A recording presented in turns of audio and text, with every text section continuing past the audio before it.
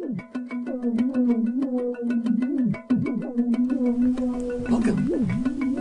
to Trent Studio.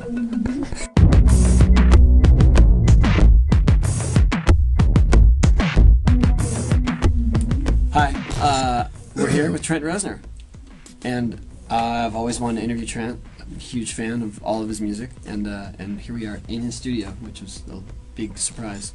And thanks for joining us. Hey, glad to be here. And you got a new project, How to Destroy Angels? That's right. And you're gonna do an album?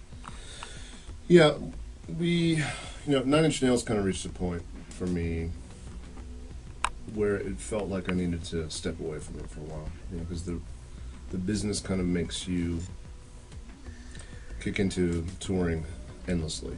Yeah. And I enjoy touring, but it started in the last year probably of touring with Nine Inch Nails. I kind of felt like I was kind of going through the motions. And we thought in this day and age with the internet, at the rate people consume music now, they've stolen it and listened to it and judged it before it's even usually been released. How is that though? How is that just giving away music now?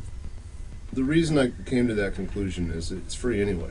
If you have a rudimentary understanding of how the internet works, and it's naive to think that your audience doesn't. Rather than pretend, like what I think is ridiculous is pretending that no one gets music online and you're going to go to the record shop if you can find one and pay for a piece of plastic that you don't want, and then put it on, rip it into your computer, or just push a button and you get it immediately, and you get it before it comes out. So I wanted to retain the excitement of that release day. And if you give your own music out, you can make sure, as long as it doesn't leak from internally, it doesn't leak from a record plant or anything like that, you can do it yourself.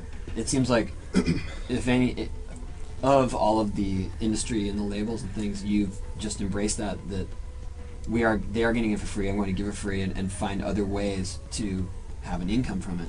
And no one seems that proactive. So there's two things we're talking about. One is giving away music, which, for example, I gave this EP of the new band away because it wasn't a huge work. It's not a pillar of what this thing's going to be about. It was kind of an introduction, sampler. Our plan is to make a full-length album that'll come out hopefully beginning of next year. And also the idea that record labels, I could go off on a tangent indefinitely on this topic, but the premise of how record labels have generally worked is so unfair to the artists. It just is. It was set up that way from the 50s and onward. And I remember when you first get your contract, it's like, wait a minute, you're going to lend me some money to make a record that I have to pay back entirely, and then you own it forever? Right. And nowadays, record labels, since they don't make money off records anymore, they want to get into your publishing, your merchandising, and any other thing around you, touring, which they used to not participate in. So they're going to give you more of your record that's worth less and take from the things that are making money. So there's a real incentive, I think, to just get rid of them completely if you can. I always wanted to ask you what music you found early on that really made you realize there's something else out there, there's something amazing that you can do or that is different.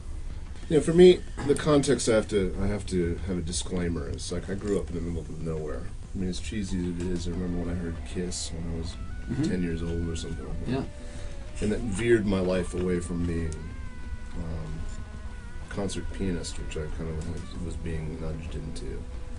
And living in a small little town in the middle of the cornfield, it felt like that's what I want to do, but how the hell do you get to the other side of the TV screen? Because there's no route to that you could go on. And then I remember when The Wall came out, Pink Floyd, that one I remember listening to endlessly because I'd never heard music that felt like that's me, It really really had an impact of isolation that I was feeling at the time. And Ministry's Twitch album and then Land of Rape and Honey. Yeah.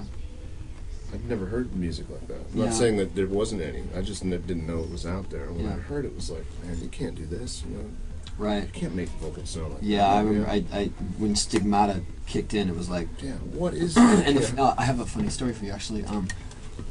I saw the first tour. I saw your first tour in San Diego. And everyone's kind of mulling around, not getting near the stage. And you had, just background music playing. Stigmata came on. And everyone rushed to the stage. and it was just your background music. You know what I mean? Like all of a sudden, Bringing everyone people together. yeah, everyone was connected. Like it was the industrial movement, so to speak. You know what I mean? It was like, oh, that's why we're here. It's to listen to this kind of music. And then everyone got on the stage, and then you started not long after that.